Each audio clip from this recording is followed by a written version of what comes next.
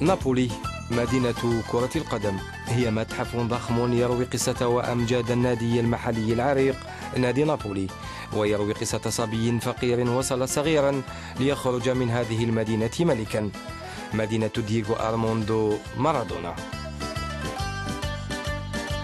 هو المكان الذي اختاره الدولي الجزائري فوزي غلام ليعيش حلما. حلم لطالما تمناه العديد من لاعبي كرة القدم.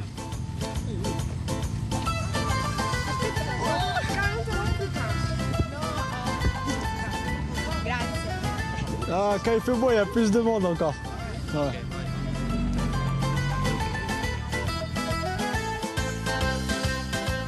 الدولي الجزائري قدم إلى هنا من أجل دخول التاريخ، تاريخ هذا النادي الكبير، يحلم بأن توضع صورته يوما هنا إلى جانب عظماء الكرة الذين تقمصوا ألوان نابولي. On a tous aimé Maradona, on a tous vibré derrière l'équipe de l'Argentine, c'est vrai. Et de voir que je puisse évoluer dans son club aujourd'hui, c'est vraiment une fierté et ma famille a été très contente de ça. Même si c'est vrai que ça a été une surprise, ça s'est fait au dernier moment. Donc voilà, on le voit, il est encore ici.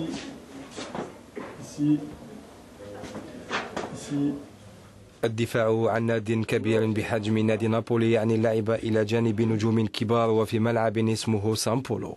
On côtoie des personnes qui ont gagné des titres, qui sont beaucoup titrées, à l'image de Pepe Reina, qui a tout gagné, à l'image de Pandev aussi, qui a tout gagné.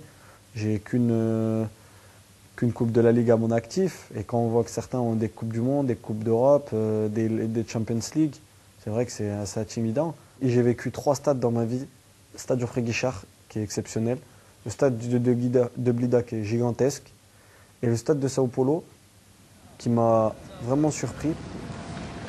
الشهرة كانت في الموعد ومنذ اللحظات الأولى. Je me suis retrouvé dans le quartier arabe, qu'avec des Algériens. Donc déjà, qu'on se retrouve à Naples, avec les tifosi de Naples, on se retrouve avec énormément de photos. Alors là, avec les tifosi de Naples et d'Algérie, là, j'arrivais plus à sortir de la boucherie. Je suis resté plus d'une heure dans une boucherie à acheter de la viande. كأس العالم في البرازيل بالنسبة لغلام بدأت من هنا من ملعب نابولي. C'est vrai qu'on parle un petit peu avec Dries Mertens parce qu'on joue contre eux le premier match d'ouverture. Donc c'est vrai que c'est une équipe qui est, on va dire, favorite dans notre groupe.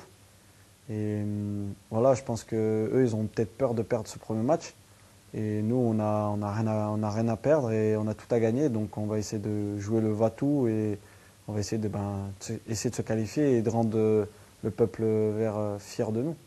الكالتشيو الإيطالي جنة المدافعين. جوزيبي بروسكولوتي المدافع السابق القوي لنادي نابولي يشرف اليوم على مطعم للبيتزا يحمل اسم العاشر ماي من عام 87، وهو تاريخ تتويج نابولي بسكوديتو الإيطالي. الصديق الحميم لمارادونا له رأيه حول غلام. Le qualità, quelle che dicono, insomma ci dovrebbero essere, poi il campo fa vedere, è lui che poi deve far vedere realmente.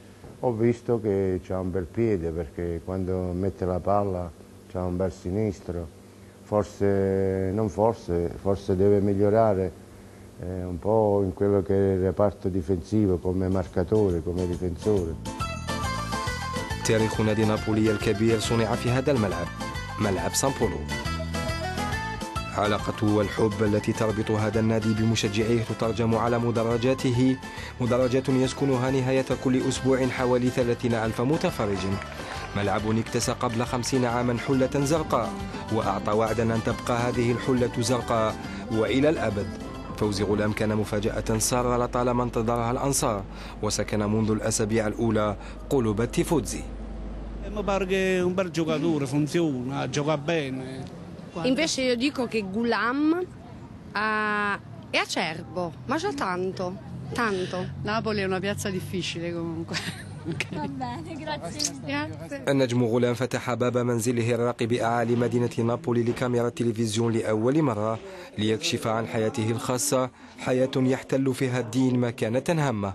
Donc ça c'est un Coran qu'on nous a offert à Jeddah. Machallah, il est magnifique. ابن غلام سيفتخران ومن دون شك بما قدمه والدهما لمنتخب الجزائر. Celui-là c'est celui du Burkina Faso. C'est je pense le plus important de toute ma collection. J'espère qu'il y aura celui de la Coupe du Monde qui sera beaucoup plus important, mais à l'heure d'aujourd'hui, c'est celui-là le plus important. مرتاح في منزله فوزي غلام يمازحنا وإليكم تكهناته لكأس العالم. Algérie 1, Belgique 0. Algérie-Russie 1 partout. 2 pour l'Algérie et 1 pour la Corée du Sud. وقبل لعب الدور الثاني في مونديال البرازيل يبقى الدولي يعيش حلمه في نابولي. Et c'est une ville qui est jolie et aussi qui ressemble un peu à l'Algérie. C'est un peu la même mentalité. Les Napolitains ils ont une mentalité un peu comme nous en Algérie, donc c'est vrai que je me sens chez moi.